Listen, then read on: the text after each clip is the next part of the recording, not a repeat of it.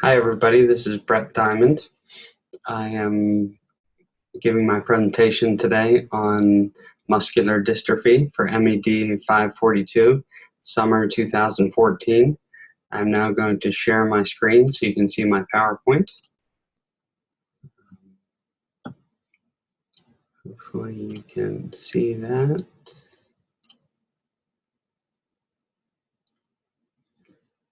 Here's the title page. My first page is kind of some background information on muscular dystrophy. It's actually a group of 30 genetic diseases. So there are many different types of muscular dystrophy. What it all comes down to is that there's a weakness and degeneration of skeletal muscles.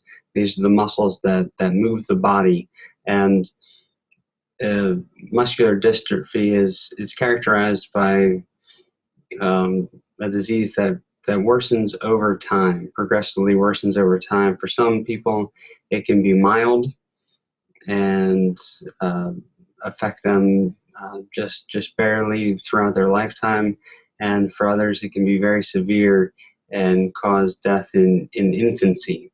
So it's really kind of one of these diseases where it's almost a very wide spectrum, where it can be very mild to moderate to severe. It most commonly occurs in young boys, and the most common type of muscular dystrophy is called Duchenne muscular dystrophy. My next slide goes over some of the causes of muscular dystrophy. This gets into some of the medical background, and what I found was that the cause is a defective gene. This defective gene is involved in making a protein that protects muscle fibers. So this gene is defective, and the muscle fibers are not protected, and it causes the muscles to atrophy or to break down.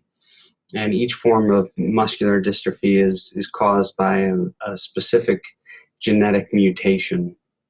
Most of these mutations are inherited, so they are genetic, but a few of them do occur in a developing egg or embryo in the mother. Treatment for muscular dystrophy, there's no treatment that is going to stop or reverse the effects of muscular dystrophy, unfortunately. But right now, you can use steroids, prednisone, that can help stabilize a patient, or there are therapies that can help to slow the course of the disease. Some of these therapies, physical therapy, occupational therapy, respiratory therapy, speech therapy. You can use orthopedic appliances that can be really helpful for a child, such as braces and canes and wheelchairs, and also assistive technology as they go through their educational career can be very helpful. As far as the prevalence of muscular dystrophy, as I mentioned before, it certainly occurs most often in boys, but it can occur in both sexes, all ages, all races. It is very rare.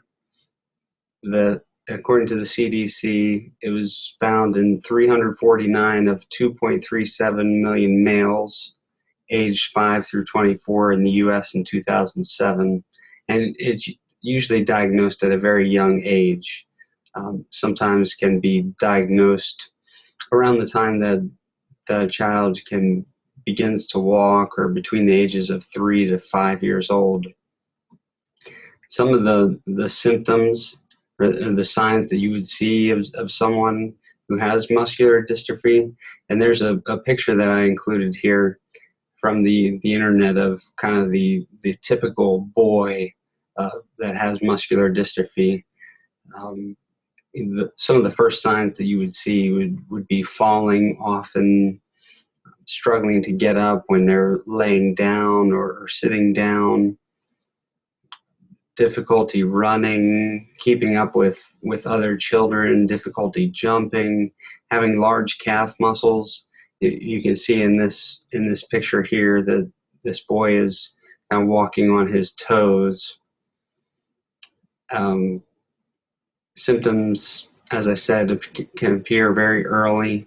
By the age of 12, most boys are unable to walk and need a respirator to breathe. And typically,